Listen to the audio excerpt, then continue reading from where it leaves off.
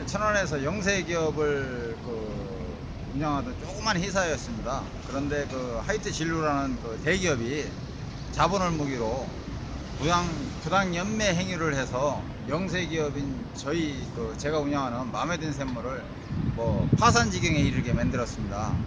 이런 사항을 확실한 증거를 갖고 공정거래위원회에 신고를 했는데, 공정위는 다 모든 것이 입증됐음에도, 본인들이 다 인정을 했음에도 1, 2차를 묵인하다가 3차에서 여론의 질타를 받자 우회하여 사업활동 방해 혐의로 시정명령을 내렸습니다.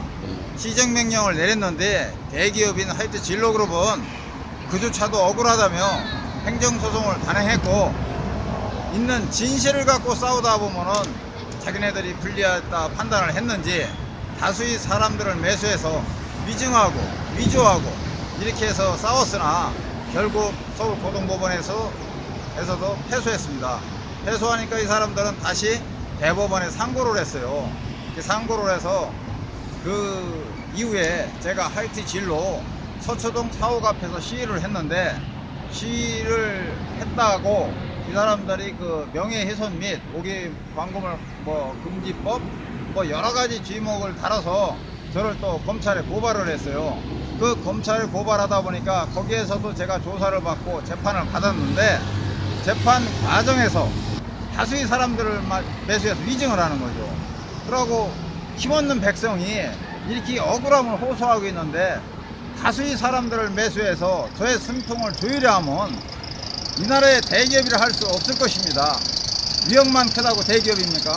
하는 짓거리는 양아치에 불과할 것이며, 이런 기업을 이 나라에 그냥 둬서는 안 되겠기에 이 나라 사법부라든가 정부기관이 모든 것이 총체적으로 이 자본의 힘에 의하여 움직이기 때문에 이 구조를 뿌리 뽑기 위해서 제가 이 생명이 다하는 그날까지 이 대기업 가진 자들의 이런 갑질 행위를 차단하기 위하여 이렇게 상봉 입고 나왔습니다.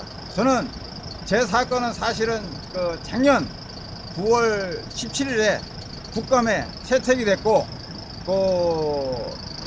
국회에서는 저한테 참고인 출석을 요청을 했고, 또 하이트 진로는 증인 채택이 됐다고 하였으나, 국회는 9월 14일 제거 국정감사가 열리는 3일 전 저한테 취소가 됐다는 연락을 통보했고, 본인들이 저한테 요청을 해놓고 본인들이 취소를 한 겁니다.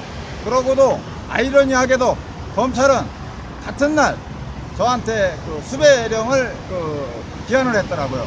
그래서 제가 뒤늦게 수배 사실을 알고 전화를 했으나, 검찰에 조사만 받으면 끝난다 하였으나 조사 날짜는 10월 5일인가 돼요. 근데 10월 3일 날 제가 불행히도 체포가 됐습니다. 그래서 또 가서 서울구치소 생활을 미치를 하고 영장 실질 심사를 받고 다시 풀려나게 됐습니다. 그것은 대기업인 하이트 진로의 자본력으로 이용하여 국회가 저를 참고인 출석을 요청해 놓고 취소시키고, 같은 날 검찰이 수배를 내리면, 수배도 제가 현재 재판을 받고 있는 상황입니다. 재판을 받고 있는 상황인데 그거를 수배를 내리면 도저히 이해할 수가 없으며, 이것은 자본에 의해서 움직인 것이기 때문에 이 나라 지도층들이 이렇게 양아치 짓을 하고 있기 때문에 저는 끝까지 이 목숨 끝나는 그날까지 싸울 것입니다. 근데 국감장에서도 하이트 진로의 당시 전무가 나와서 증언을 하였는데 위증을 했습니다. 위증을 했는데 그 위증 혐의를 제가 고소하려고 고발하려고 자료를 달라고 그랬더니 안 주고 있어요. 그리고 공정거래위원회가 앞뒤가 맞질 않는데, 공정거래위원회가 위원회 열릴 당시에도 위증한 친구가 있습니다.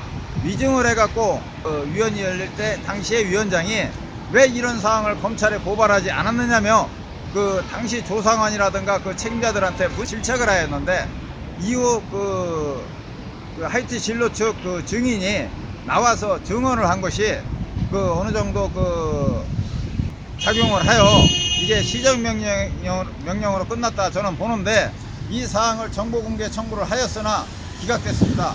그 정부 기관이 감싸고 숨기려 하면 끝이 없을 것입니다.